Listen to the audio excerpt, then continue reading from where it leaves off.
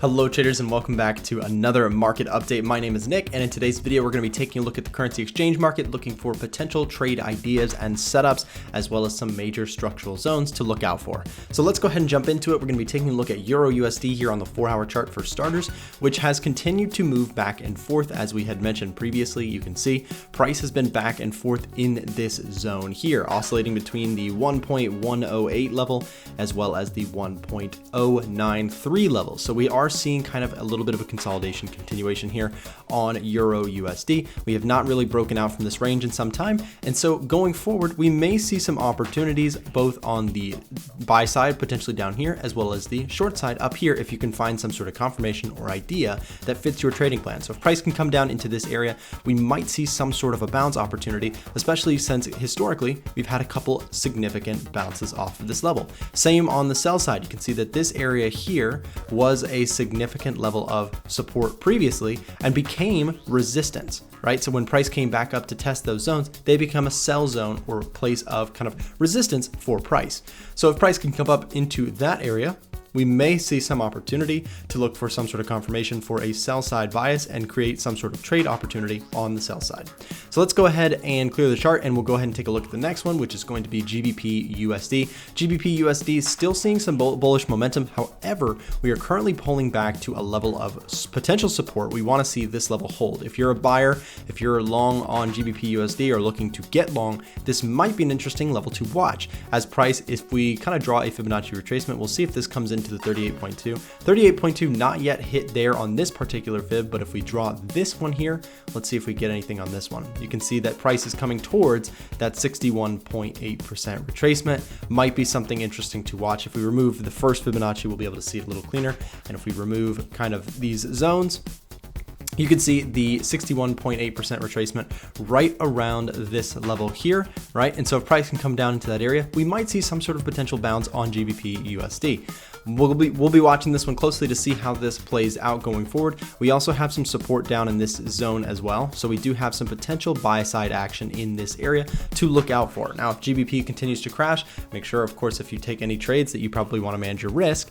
And of course, there may be some sort of bounce here, but we never know perfectly what's going to happen with the market. The market is entirely, if you want to trade successfully, it's based on probabilities. It's based on learning to manage your risk rather than just shooting for the stars on every single trade. So let's go ahead and continue on. We'll go ahead and take a look at USDJPY, and what you can see here, if we bring it to the daily chart, is we are seeing some sort of a bounce currently. And if we zoom in just a little bit, we can draw this level here. If we draw the fib from low to high here on this particular move, look at how price respected the 50% retracement. Price shot up long. We had a nice little bull run, and then we pulled back. We had a couple red candles in a row and now found some sort of support here at the 50% level. It would not be out of the question to see price re-rally up to this zone, potentially to kind of continue this momentum to the upside that we are currently seeing on this particular pair. Now we also have this level here, right?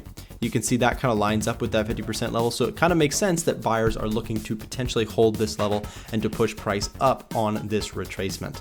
Going forward, let's go ahead and take a look at some oil. We'll take a look at Brent crude first, and you can see Brent crude continuing to fall, looking to fill that gap, right? We mentioned this gap a couple days ago on the first market update of the week, and we talked about the fact that there was this major gap put in on oil and on some of the CAD pairs, and now we're seeing that price really start to fade. We had some temporary support levels, right, that had been holding, but now we're seeing price kind of break through and come back to the downside, filling that potential gap. We do have a little bit further on the gap to fill, so we might see sell pressure continue. And then the question is, and I think there might be some sort of easy answer here, I think there's a pretty good chance that we see some sort of response to this gap fill level. If price can come down to that area, you might see a lot of shorts covering, which might cause some sort of potential bounce off of that zone. Of course, there's no guarantees. There's no such thing in trading. We might just see price continue lower, but I think that probability wise, there's a good chance we see at least some sort of bounce off of this level. Okay, let's go ahead and take a look at WTI crude, which is probably going to look very similar, but we can just take a look at it anyways. You can see price, here's the gap, right?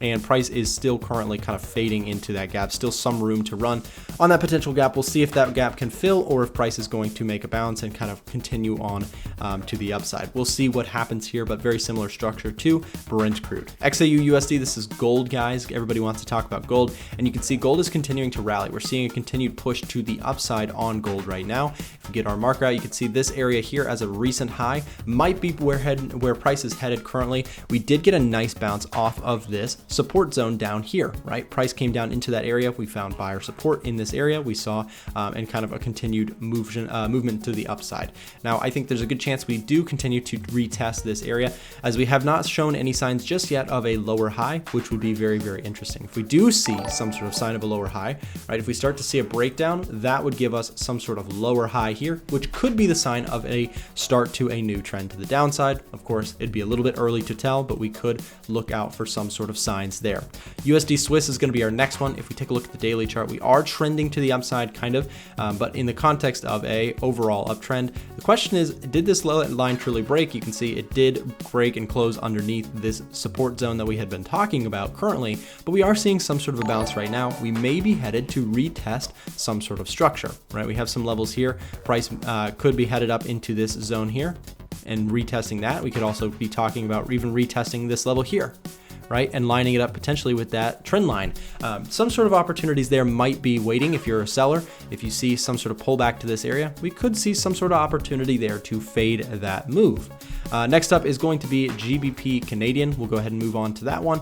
And you can see GBP CAD is falling nicely here for the time being, likely in confluence with the other GBP pairs, which are pulling back currently. You can see if we take a look at the daily chart as well, seeing some sort of potential rounded off top. The question will be if we can start to roll over, are we going to make our way back down to a major structural support like this one, right? Which is not out of the question. We could see price come down into this area. We could see a nice little pullback to that area and zone and find some sort of buyer support in that area. That's just an opportunity that you could be looking for. Wait for some sort of confirmation, look to set up a trade that fits your style. Thanks so much, guys, and we'll catch you on the next market update.